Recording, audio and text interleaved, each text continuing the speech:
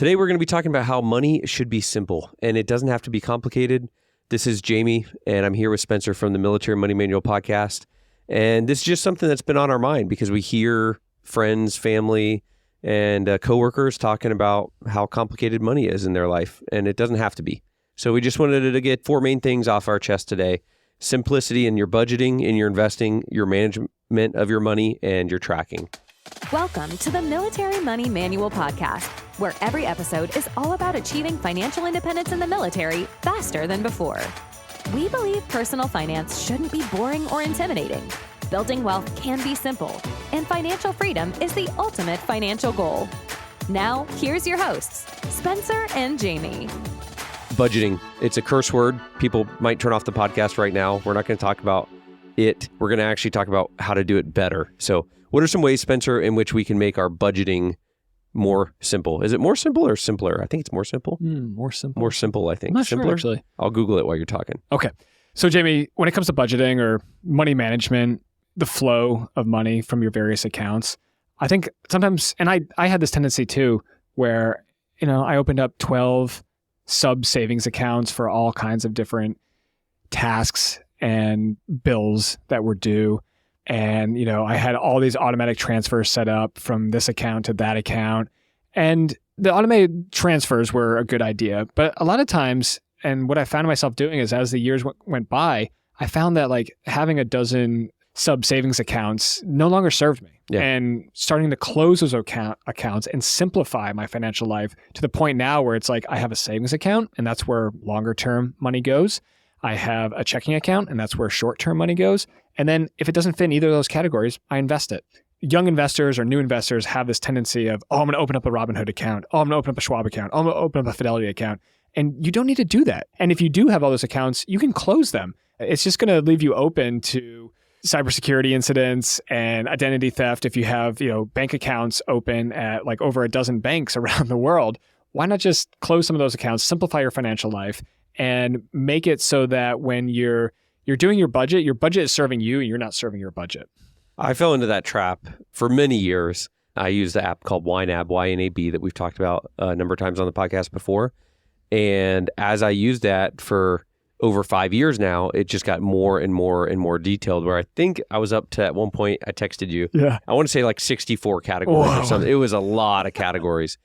But that data of I spent this much in toilet paper versus this much in shampoo versus this much at fast food eating out versus this much at the commissary, it didn't serve me. And so it was like lifestyle creep, where at a time it was helpful to have 20 categories. Then it became 30, 40, and then so on, to where it made it not simple.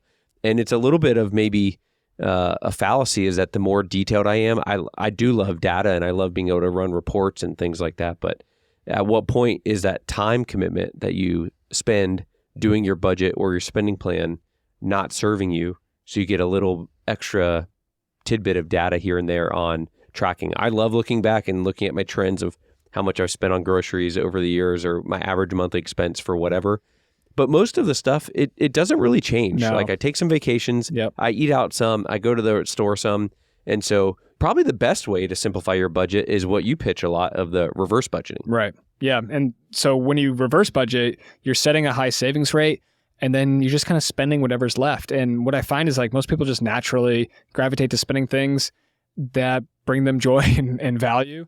And I think initially when you're getting started, it's important to have a system like YNAB, but you don't need 64 categories. Like, who cares how much you spent on toilet paper 2 years ago? I could tell you, though. I know. If you care, I can let you know. I will. I will let you. Actually, I'm kind of curious.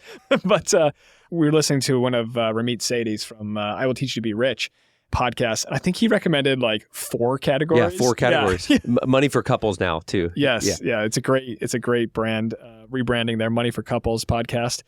But yeah, I mean, at the end of the day, initially, my wife and I were very good about having a budget that served us, and we understood, how much we were spending in each category.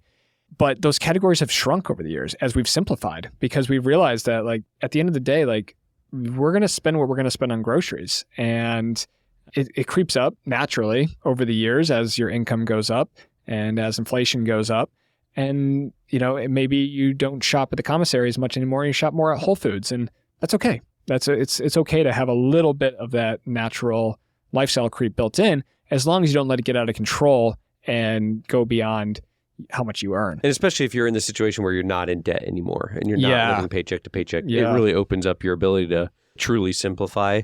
I think when you are behind and you're trying to work to pay off high interest debt and things like that, you really do need to clamp down a little bit. But based off of the Money for Couples podcast from Meet Sadie that you mentioned, in 2024, we've been doing it for almost 12 months now. All calendar year, we went down to 6 budget categories. Wow. I have giving, current month expenses. So that's like all my food, all my clothing, anything that's for right now. Yep. I have fixed cost, which is subscriptions and bills that are known recurring charges.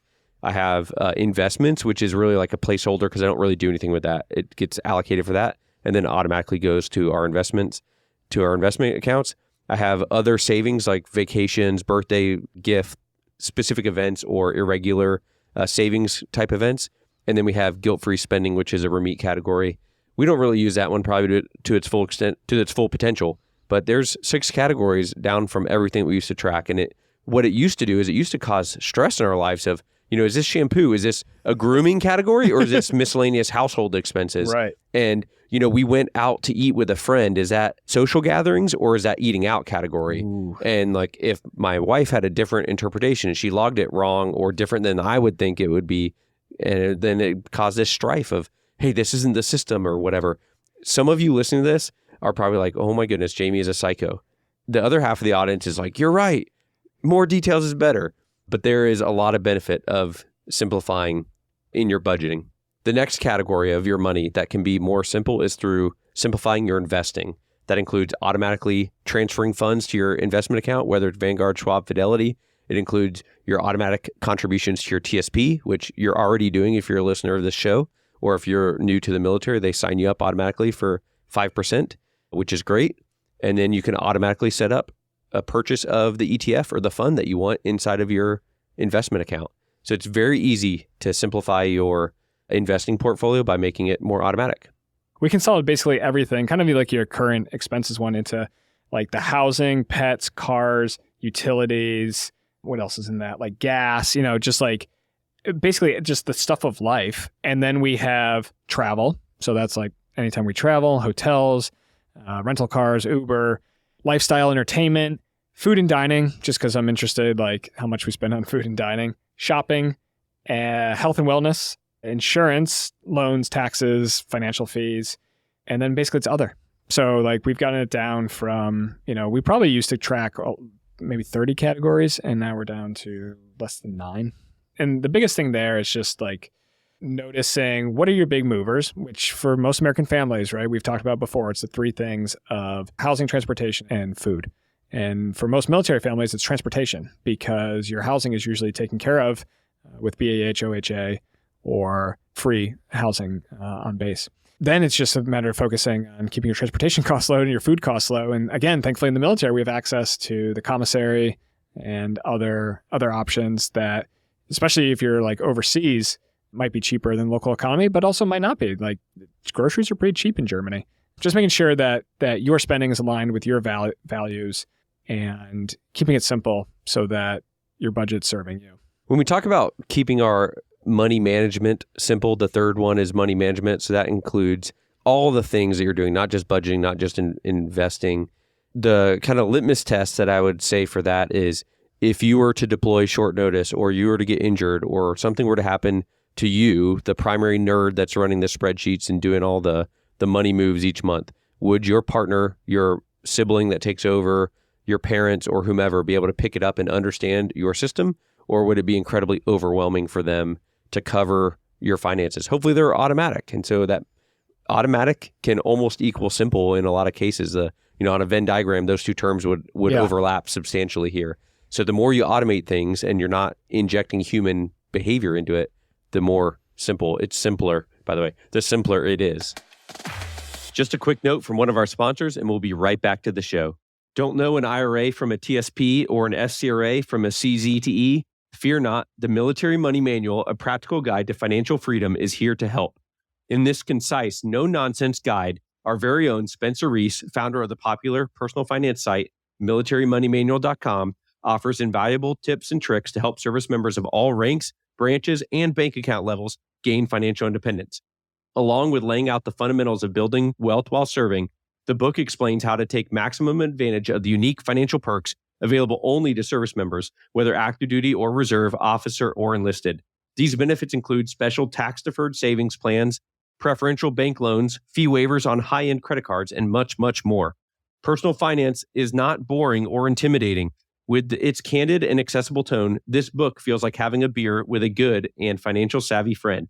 So pull up a chair, get comfortable, and learn how to make your military money work for you with the Military Money Manual, a practical guide to financial freedom by Spencer Reese. The Military Money Manual is available on Amazon, Audible, and my website in hardcover, paperback, ebook, Kindle, and audiobook. Podcast listeners are eligible for a special discount by using promo code PODCAST when they purchase the Military Money Manual on shop.militarymoneymanual.com. Yeah, the other thing, Jamie, for money management is if you're in the military credit card game, all your cards should be on autopay. And that doesn't necessarily mean the autopay kicks in, but you should have a backstop there in case you deploy all of a sudden and you're the one who pays the credit card bill. You want to have a system set up in place that you can go offline, off the grid for 3 weeks, 4 weeks, maybe even 2 billing cycles, and everything just kind of takes care of itself. That's the dream, I think, for a good, simple, automated money management system. People love to ask us, how do you have 25 plus credit cards? How do I have 30 plus credit cards now? My wife and me. It doesn't seem simple. It's like, no, it is, because I don't use most of them daily. Yep. I have 3 or 4 I carry in my wallet. Yep. If there's a benefit or a discount or something on that card, I'll carry it for that specific purpose and then put it away when I'm done with it. Yep.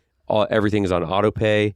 I don't even log in to pay. I just let auto pay kick in. Yep. I have enough of a buffer in my checking account where sometimes it'll pay more than it needed to, like more than the statement balance, or I'll, say I spend $50 on the card knowing I'm going to get reimbursed $50 from an Amex offer or whatever, and it still pays $50 to the card anyway. It's like, whatever, I have a buffer. There was a time in my life where that would have been a significant emotional event, but as your net worth builds, you're able to take less and less of a grip on the day-to-day tracking. Right. And I think that's the important thing, right? Is like if your budgeting, if your bill keeping is taking you more, I don't know, let's say like 15 minutes a month, you need to automate the system more, right? You need to make it simpler. And same thing on the investing side. Honestly, if your investing strategy takes more than 5 minutes a month, then you probably need a simpler investing strategy. And we talked about that in the LADS episode, low cost, automated, diversified, simple, which are my personal investing principles. But number 4 right there, simple, right? Like if you have a investing strategy that is just automatically executed for you every month, whether that's money pouring into your TSP, into your Roth IRA, and automatically going into a low cost index fund, perfect. Like that's exactly what you should be doing. And that's going to happen whether you intervene or not. And hopefully you don't intervene and you just let the dollar cost averaging go to work over your working career. Yeah.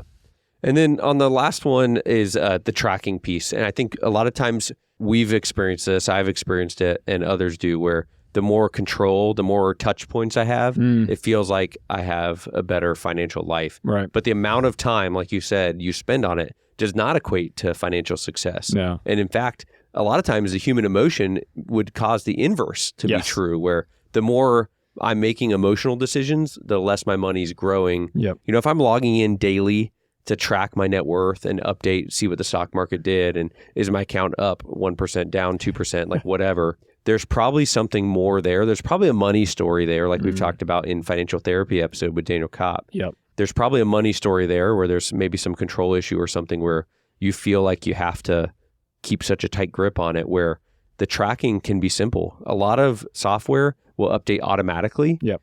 And the security is there where your accounts can link. And I was thinking while you were talking about like the Dave Ramsey Every Dollar budgeting app, the free version, you have to manually input anything.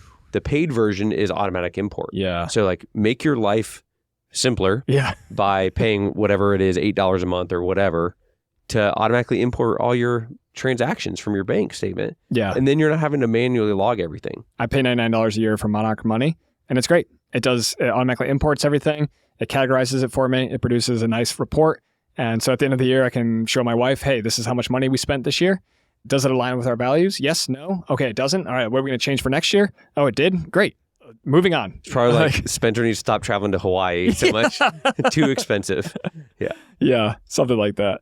So I think between those things, Jamie, creating a simpler money life in the budgeting category, the investing category, money management, and tracking of your net worth, I think if you can simplify all those things, even if you are the spreadsheet nerd in the relationship, or if you're the only person in the relationship and you're your own spreadsheet nerd, by simplifying it, you're also making it easier to communicate to your partner or to communicate to the people that you need to, hey, this is our financial situation. Yeah. If it's simple, right? And you can say, these are our accounts. This is how the money flows. This is how it works. This is how our bills are paid. And they understand that, and they understand how your investing strategy, your simple investing strategy, they understand how the net worth is tracked. You know, it's almost one of those things, Jamie, where when you're digging your way out of debt, like we did, over six figures of debt for each of us, each of our families, every month updating that net worth tracker felt good, right? Because you're seeing that debt go down and you're seeing your net worth go up. At a certain point, once the debt's paid off, you probably don't need to be updating the net worth tracker every month, especially if you've set up those automatic systems. And it's kind of back to what you were saying about there's probably something going on there with a money script about control and about, oh, if I take my eye off the ball and I stop worrying about money, then it's all going to fall apart. And if that's true, if you created a system where you have to be so anxious and you have to be so on top of it that you're checking it daily or weekly or even, frankly, monthly, if you can't not check it for 6 months, you need to create a new system that it incorporates a lot more automation and just let the computers do their things, completely emotionless. For the listener out there who is completely flabbergasted talking about simple and money in the same sentence, there is a way forward. And I remember what it's like to be overwhelmed. And if you're at that stage where there's so much stress and strife and friction in your household or in your relationship about money, there is a way to recover. It's probably going to start with getting some cash saved for an emergency fund, getting caught up on the essentials like your transportation, your housing bill, your utility bill, get the lights back on kind of thing. And then starting to pay off those high interest debts that are just killing you. The credit card debt's got to go away. And then you can start looking at building these automated systems that are paying off your debts and then eventually building wealth in your family. If you need help with that, you can reach out to us. Spencer is doing one-on-one coaching for a limited time, militarymoneymanual.com/mentor. And you can always bring up your specific questions or reach out to us for help at podcast@militarymoneymanual.com or via Instagram, DM @militarymoneymanual. And just know that you're not alone on this. If it doesn't feel simple yet, there is a way to make it simple. Keep learning, keep researching, keep listening, and we'll be here with you for every step along the journey. Thanks so much for tuning in to this episode of the Military Money Manual podcast. If you're enjoying the show, please feel free to rate, subscribe, and leave a review wherever you listen to your podcasts. This helps others find the show, and we really appreciate it. Thanks again for tuning in, and we'll catch you in the next episode.